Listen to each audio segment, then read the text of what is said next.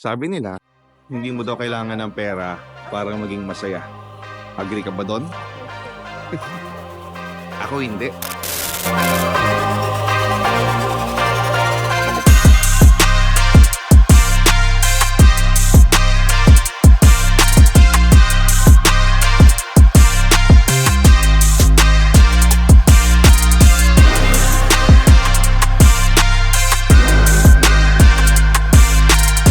Hey guys, what's up? Nico Mendoza po!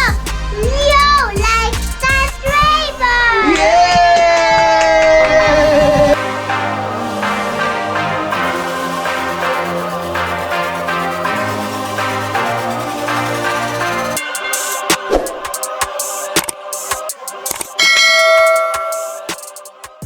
Imagine making money while waiting for your flight. Sounds crazy, right? And yes, that's exactly what I do. And today, in this video, ipapakita ko sa iyo kung paano ka makakapagsimula sa trading mo online kahit total beginner ka pa lang. And stay until the end, ha? Dahil bibigyan kita ng step-by-step guide. And yet, simple kung paano mo rin magagawa yung nagagawa ko. No BS. Just straight to the point. Actually, simple lang naman ang trading. Buy at sell lang yan ng mga financial assets like crypto, stocks, and forex para kumita. Think of it like booking a flight. Yung presyo ng ticket, tumataas yan depende sa demand. Ganon din sa mga currencies. So, halimbawa, ito ang itsura ng chart ng Euro USD. Kita mo? Taas baba lang siya, di ba? The price moves up and down. At yung mga traders, tinitake advantage sila yung pagtaas at pagbaba ng market. And actually, hindi mo kailangan ng masyadong malaking kapital. Maraming ang traders nagsisimula lang sa halagang $100. May kilala pa nga ako, $20 lang nagsimula eh. Sa palago niya. So, isa yun sa maganda sa forex trading. Hindi mo kailangan ng malaking kapital. Now, pag-usapan naman natin kung bakit isa ang trading sa pinaka-the best skills na dapat mong pag-aralan at matutunan ngayon. Number 1, time freedom. Di tulad ng regular job, trading gives you freedom. Pwede mo kasi gawin to anytime at anywhere. Kahit na nasa airport ka, pwede. Walang boss, walang fixed na oras, walang 9 to 5. Ikaw ang may control sa schedule mo. Number 2, location independence. Hindi mo kailangan ng office, laptop, phone, at wifi. Yun lang, sapat na. Whether nasa Paris ka, or nasa Switzerland, or nasa Barcelona, or nasa Rome, pwede kang makapag-trade, pwede kang kumita sa trading. Number 3, unlimited income potential. Di tulad ng sahod. Dito sa trading, kikitain mo dito, walang limit. Walang kinsenas katapusan. Ang kikitain mo dito ay nakadepende sa'yo. Sa skills mo, sa performance mo, sa strategy mo, sa mindset mo, hindi nakasalalay sa boss mo yung sahod mo dito. Number 4, no employees or clients to deal with. Trading is a one-man business. Hindi mo kailangan mag-manage ng team or makipag-usap sa mga customers. Walang invite-invite, walang benta-benta ng products. It's just you, the market, and your strategy. Number 5, small capital and yet big opportunities. Di tulad ng pagtatayo ng traditional na negosyo na nangangailangan ng malaking kapital, dito sa trading, you can start for as low as $20 or even $5. Ako nag-start ako sa halagang $200 eh. And yes, pwede ka magsimula for as low as $5 dahil may mga brokers na nag-o-offer ng ganon.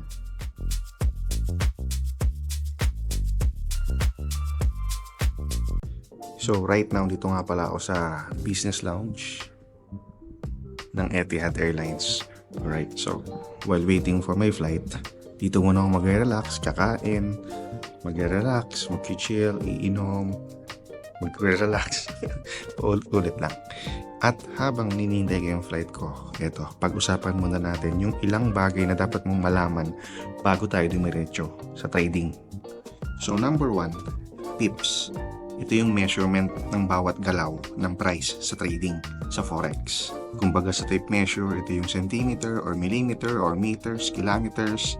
Sa trading, pips ang tawag. So kailangan mong malaman to kung paano magbilang ng pips para alam mo kung magkano yung magiging panalo or magiging talo mo. So halimbawa, Euro USD. Kung ang presyo ng Euro USD is 1.1000, And then after a few minutes, naging 1.1010 siya. It's a 10 pip move. So the bigger the move, the bigger the profit or loss. So dito sa channel ko, marami na akong mga ginawang tutorials at isa sa pips ang na-discuss ko dyan. Pangalawa, lot size. It's about how much is your trade. Gaano kalaki yung position mo or yung taya mo sa isang trade. So tatlong klase ng lot size. Standard, mini, and micro. Kung standard lot, one standard lot, isang pitik or isang galaw, $10 agad yun. Malaki yun. Pag mini lot naman, isang galaw is $1. At ang micro lot naman, isang galaw is 0.10 cents. So for the beginners, gaya mo, you should start with micro para mas ma-manage mo yung risk. So tandaan mo, pag mag-enter ka na ng trade, yung lot size na ilalagay mo, 0.01. Diyan ka muna magsimula. Okay? Number 3, leverage. Leverage, ito yung way na para mas ma-maximize mo yung capital mo. Kung magkano yung capital mo, gagamit ka ng leverage para mapalaki yung buying power ng pera mo. So halimbawa, ang leverage na gamit mo is 1:100. Tapos ang deposit mo or ang capital mo is $100. Yung $100 mo, ang buying power niya is like meron kang kapital na halagang $10,000. Dahil meron kang leverage na 1:100. So parang ang nangyari, yung $100 mo nag-multiply into 100. Kaya meron kang $10,000 worth of capital na pwede mong ipang-trade. So, ingat ka rin kasi ang paggamit ng leverage, mas malaking leverage, it means mas higher yung risk. Imagine may mga brokers na nag-offer ng up to 1,000 or up to 2,000 na leverage. So, may pros and cons din ang leverage. Ako, personally, ang ginagamit ko, 1:1,000. Number 4, stop loss and take profit. Ito yung mga orders na kailangan mong malaman at gawin para ma-manage mo ng maayos yung risk mo. Number 1, stop loss. Ito yung order na kung saan pag naglagay ka ng stop loss sa price na to, sa level na to, pag tinamaan yan, talo ka. So dapat alam mo kung magkano yung willing mong ipatalo sa i-open mong trade. So sa simula pa lang, alam mo na kung pag natinamaan yung price na to, yung stop loss na to, alam mo na yun yung talo mo. Tanggap mo na from the start. So pag hindi ka naglagay ng stop loss, pwedeng maubos yung capital mo kasi unlimited yung pwedeng matalo sa'yo. Yung take profit naman is yung price or level na pag tinamaan, profit ka. Kumbaga sa analysis mo or sa trade mo, pag tumama yung price sa level na nilagay mo, yun yung magiging panalo mo. So dapat, mas malaki palagi ang take profit mo versus sa stop loss. Kung natatalo ka ng $1 sa isang trade, dapat ang panalo mo ay $2. So make sure na mas mataas ang take profit mo kaysa kay stop loss. Lagi mong tatandaan na smart traders always use stop loss. Huwag ka mag-trade ng walang stop loss.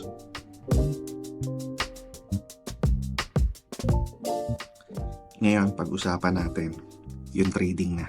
Kung paano ka makakapagsimula sa trading mo. So number 1, kailangan mo ng reliable forex broker. Yung broker na dapat low fees or mas maganda kung wala kang mga charges or commissions sa deposit or withdrawal mo. At lalong-lalo na dapat maganda yung client support nila.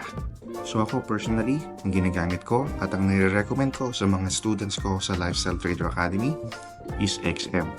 Maraming dahilan bakit XM ang pinili ko at hindi yung ibang brokers. Lahat naman niya magaganda.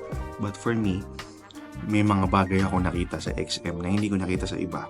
At ilan yan sa mga na-discuss ko na sa mga previous content ko dito sa YouTube. So, gagawa tayo ng account sa XM. So, number 1, go to this link and then mapupunta ka sa sign up page kung wala ka pang XM ha. Kung meron ka ng XM and then sa baba makikita mo login page. Pero kung wala ka pang XM, use this link, mapupunta ka nga sa sign up page. And then ilalagay mo lang dyan yung active or valid email address mo, gagawa ka ng password mo, and also yung country kung saan ka naka-resident. So, kung ikaw na nanonood ngayon ay nasa ibang bansa ka, nag-work ka sa ibang bansa, gamitin mo pa rin yung credentials mo sa Pilipinas.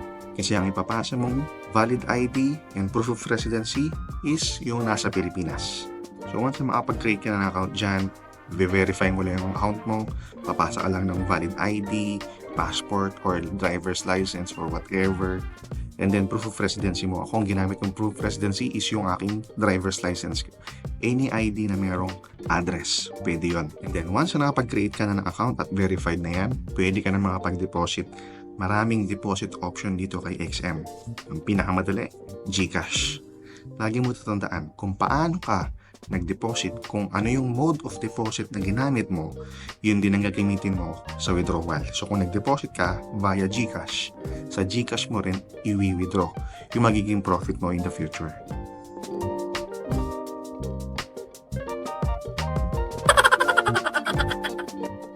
So ngayon, papakita ko sa iyo yung personal XM account ko. So ito yung mga accounts ko, ito yung mga real accounts ko. Marami akong real accounts dito kasi bawat accounts meron akong iba't ibang pinagagamitan yan. Okay, so merong malaki, merong maliit. Okay, papakita ko sa iyo. So kasi maraming paraan kung paano ka kumita sa trading. Okay, number 1, pwede kang kumita through manual trading. Pangalawa, pwede kang kumita through copy trading. Pangatlo, pwede kang kumita through algo trading or trading bots.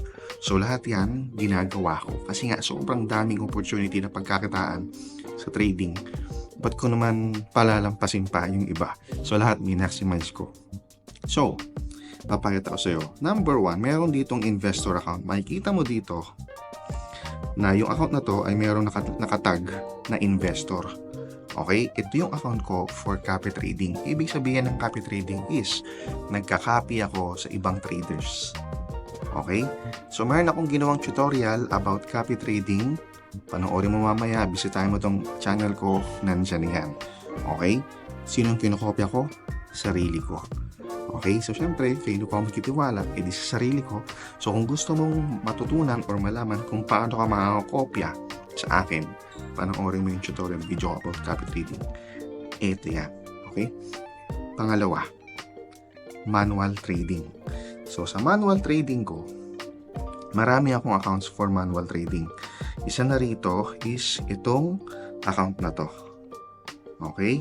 So ang capital ko na sinimulan ko dito is $5,000 US. At napalago ko siya, right now meron akong $10,595 sa account na to.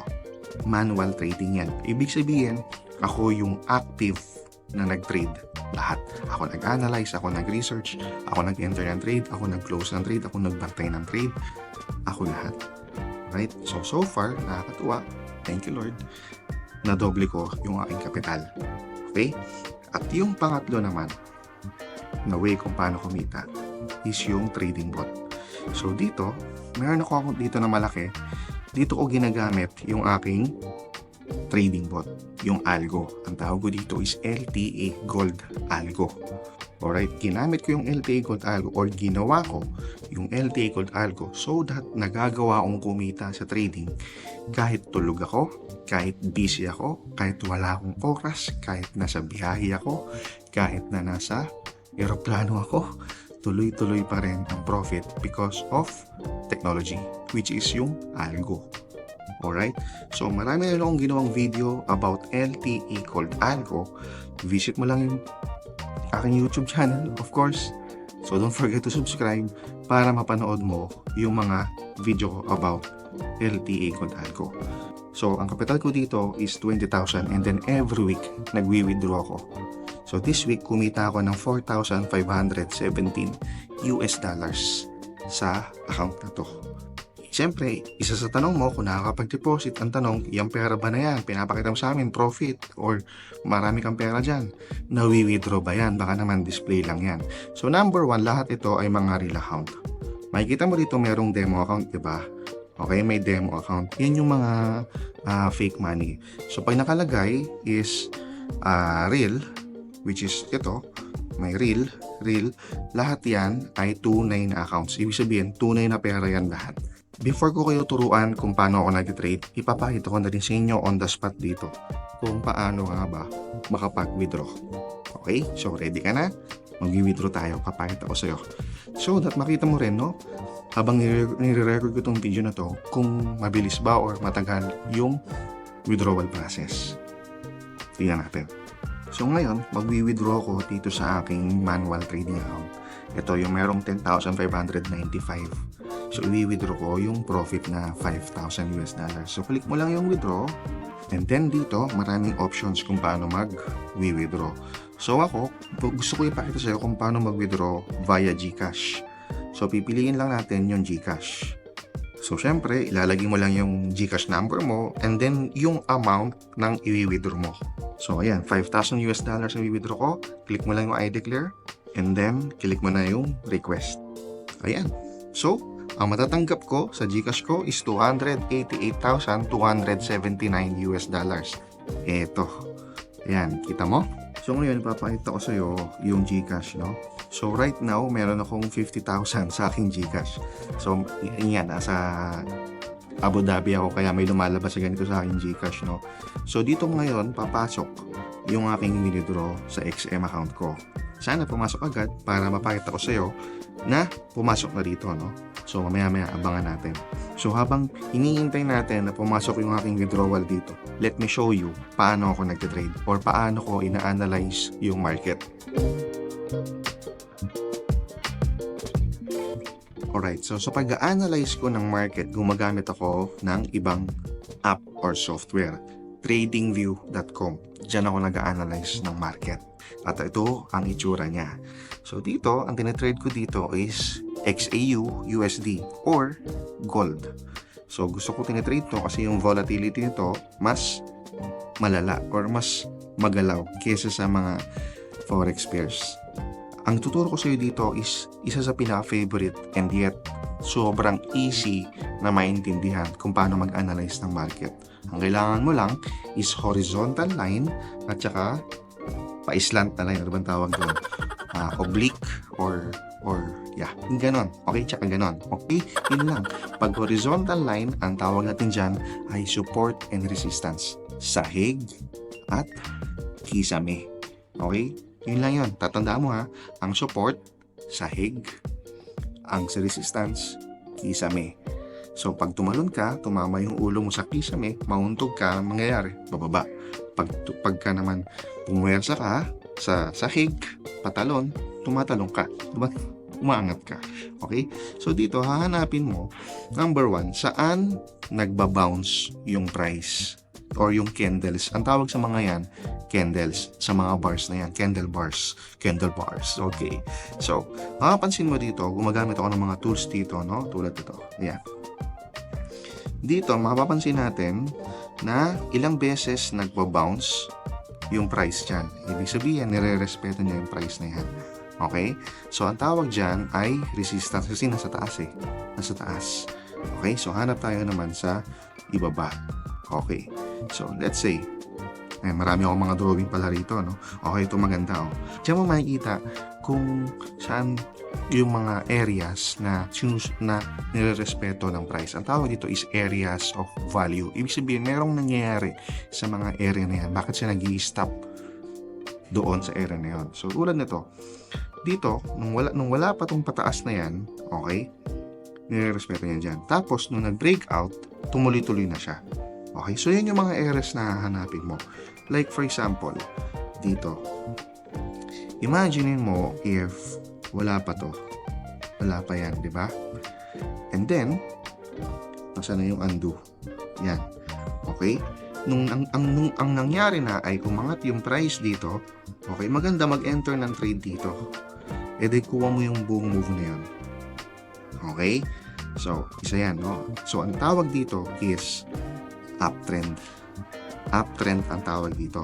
Kasi mapapansin mo, meron tayo ditong higher high, higher low, higher high.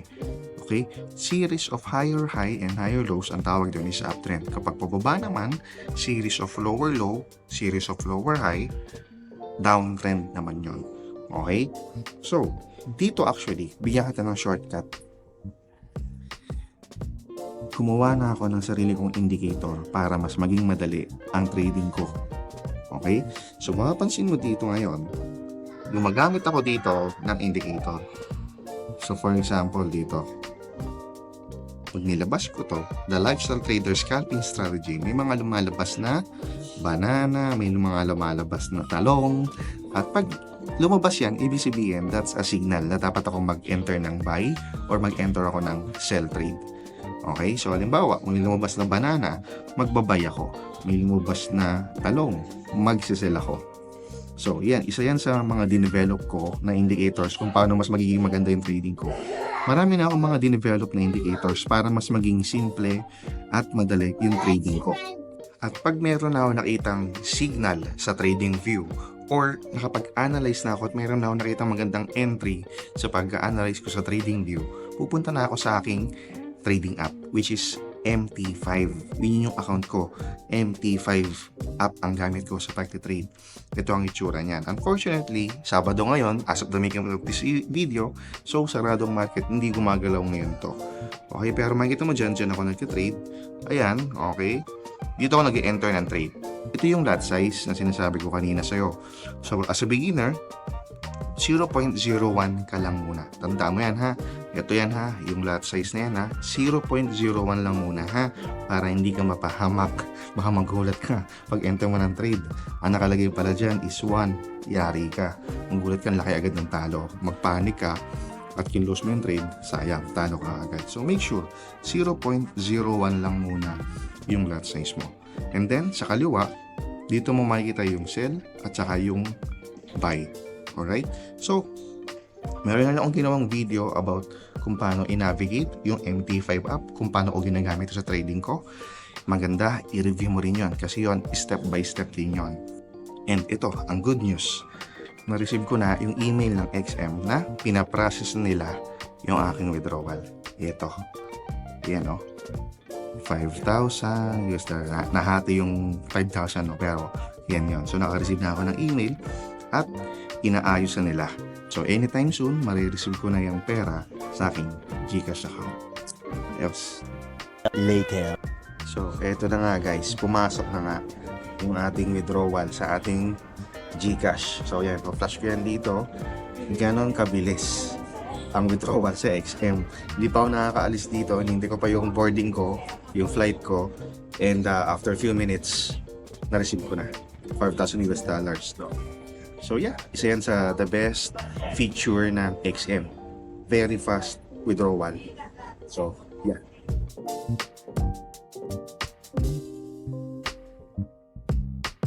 So, marami kang dapat aralin as a beginner sa trading. Yung mga basic candlestick patterns, paggamit ng indicators, yung mga bagay or factors or news na nakakaapekto sa galaw ng market, marami. Pero one step at a time. Okay, gustuin ko mang ituro sa iyo lahat sa video na to pero hahaba ng sobra yung video na to. Another tip is magsimula ka muna sa demo account. Fake money muna. Practice lang muna. Kasi mahirap pag sumaba ka kagad sa tunay na pera, baka matalo, umaray ka, sayang naman, mag-quit ka kagad. So tanda mo ha, demo account lang muna. And also, pag nag-start ka na sa real money, start small. Huwag ka magmamadali. I know, marami ka nakikita na nagpo-post sa social media, mga malalaking profit, malalaking withdrawal, pero sana huwag kang magpapahype sa mga ganon. Magsimula ka muna sa maliit. Huwag ka masyadong magre-risk ng malaki sa pera mo. Okay? Now, let's talk about yung mga most common mistakes ng mga newbie traders. Na sa ganon, since mapapanood mo to, maiwasan mo sana yung mga mistakes na to. Number 1, over trading. Ibig sabihin, masyado ang maraming trades na ginagawa. Napasobra na. Di ba palagi natin sinasabi, ang sobra ay minsan nakakasama talaga. So sa trading, kapag sobrang daming trades ang ginagawa mo, mas prone ka sa mas malaking risk. May kasabihan nga sa trading, taking too many trades is a formula to a disaster. Number 2, trading without a plan. Parang pagta-travel, pag wala kang itinerary, hindi mo alam kung saan ka papunta, maliligaw ka lang. So dapat pa nag-trade ka, merong plano.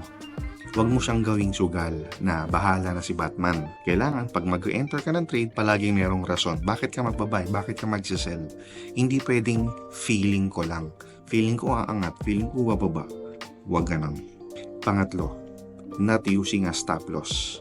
Yan ang isa sa pinakamalaking dahilan bakit maraming traders, newbie traders, ang nauubos ang kapital dahil hindi sila lalagay ng stop loss. Meaning to say, pag nag-trade ka, tas wala kang stop loss, yung trade mo palagi ka naka-all in. Isang pagkakamali mo lang, pwedeng maubos yung buong pera mo. So dapat, isa sa pinaka-importanting pag-aralan at praktisin mo ang paglalagay ng stop loss. So ngayon, na alam mo na kung paano makapagsimula sa trading, it's time for you to take action. One step at a time. Number 1, you can join my free Telegram group. Marami akong in-upload dyan na mga valuable contents, mga trading tutorials. Yung link nasa description box. Pangalawa, you might also want to consider my personal trading bot, the LTA Gold Algo. Iyan ang bumubuhay sa akin sa mga oras na hindi ako nakakapag-trade. Lalo na pag nasa gala ako, nasa pasyal, nasa travel, nasa bakasyon, mahilig pa naman akong mamasyal. So hindi ako nag-worry sa gastusin dahil habang gumagastos ako ay mayroon akong LTA Gold Algo na nagkatrabaho or nagka-trade para sa akin. So kung binapal mo pa rin to, comment mo sa baba, I'm ready. Comment mo na yan, I'm ready kung excited ka na magsimula sa trading journey mo. And also, you can visit my website www.lifestyletraderacademy.com. Nandyan yung mga free tutorials ko, nandyan yung explanation ko ng LTA Gold Algo, nandyan yung mga podcast ko, nandyan yung free Telegram group ko, nandyan yung mga merch ko, yung mga t-shirt, hoodies, kung gusto mo lang naman. So paano? Babiyahin na ako.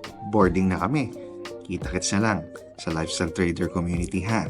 I'm looking forward na makasama kita sa journey ng pagtitrade. See you!